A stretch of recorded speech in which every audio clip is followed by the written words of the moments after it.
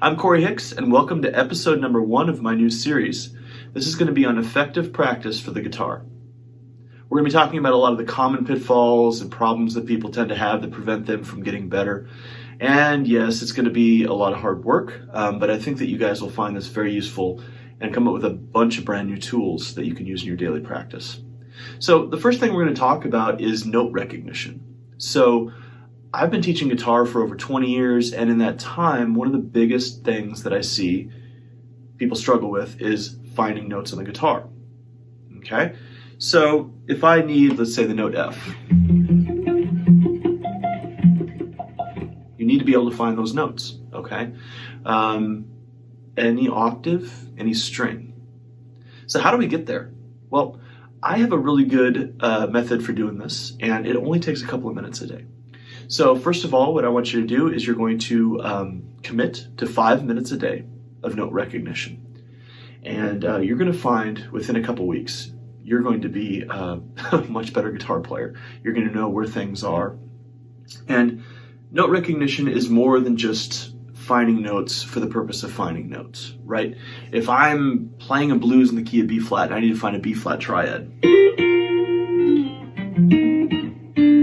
I know where to find that, not just because I know where B flat is, but because I know that the third of B flat is D, right? So I can find my D notes, right? So I can take that D note with my B flat triad and I can put it in the bass, maybe do a B flat over D, right? This is also good if you want to highlight chord tones in a solo. I'll just take the B flat example. There's my B flat again.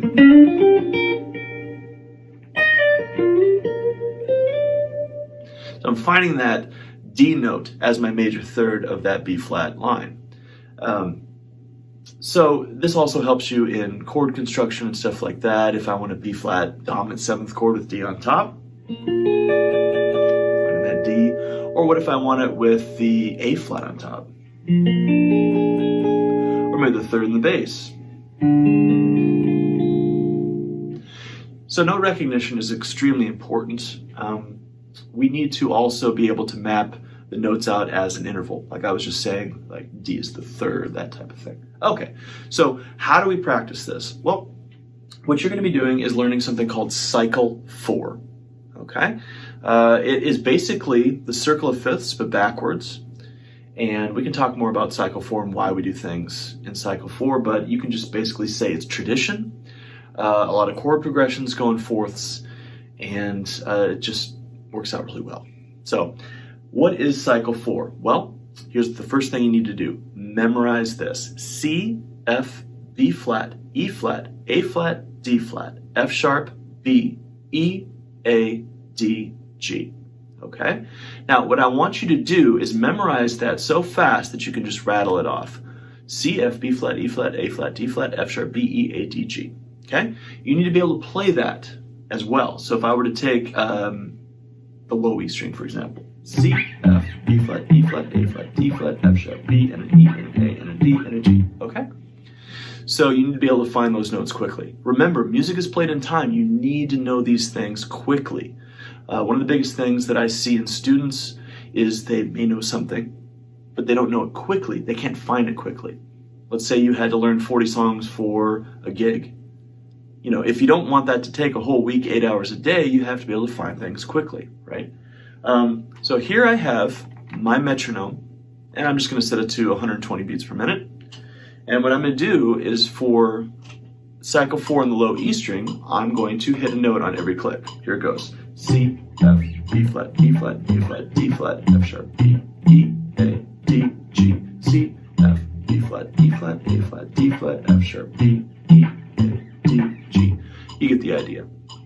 And you can move this on to the very next string. The A string, do the same thing. C, F, B flat, E flat, A flat, D flat, F sharp, B, E, A, D, G, C. And keep moving it up. And then write down your metronome settings, okay? You may be starting quite slow with this. That's fine. Just do it for 5 minutes a day, okay? And you're going to move this to all the other strings.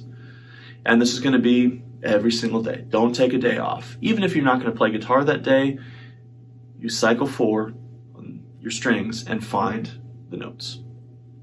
Now, after you can find the notes and play them pretty quickly with cycle 4, you're going to want to start putting these in other places. So as I showed earlier in this video, when I did the F, you can use something called W pattern, where I am going to do from an F to the next F, which is 2 frets and 2 strings. Once I reach that note, I'm going to put my first finger on that note, and then I'm going to go up 3 frets and 2 strings to find the next F. F, F, F, F. Then I'm going to find that F on the A string. It just happens to be on the A string, 2 frets from where I was on the B string. And then this pattern is going to repeat, see? 2 frets plus 2 frets. Or 2 frets plus 2 strings, sorry. And then I'm going to do 3 frets plus 2 strings. And once I get to the top, with this F, I can pull this back down. And now I'm going to go up to the next octave. It repeats. Little tip there, I don't say that this is the 13th fret, it's the 1st fret. I've been doing that since I was a kid. It's a lot easier if I want to play a little lick.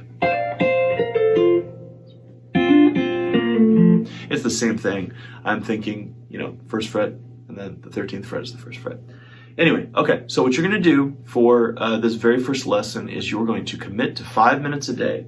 You're going to do cycle 4, memorize it. You're going to do this with the metronome, start off in the low E string, and be able to hit a note on every click. Okay? It could be really slow. That's fine. Write it down in a journal. Every single day, what you're going to do is you're going to try and get faster. Okay? And these maintenance skills are the same thing as an athlete would do when they go running in the morning. Okay? So don't think about this as a once I get note recognition, I can stop doing it. No. You're going to be doing this for a long time. I still do it. And it's something that is really good to practice every single day. So again, I'm Korey Hicks, and this was episode 1 of the new series. So come on back for the next episode, where we're going to be talking about scales, and specifically the major scale and how to find that all over the net. So I hope you guys have a great day. Thanks for joining me.